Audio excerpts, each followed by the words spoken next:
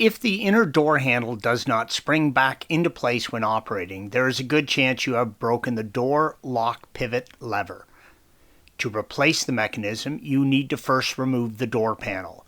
Please follow the link provided at the end of this video for additional assistance with that task.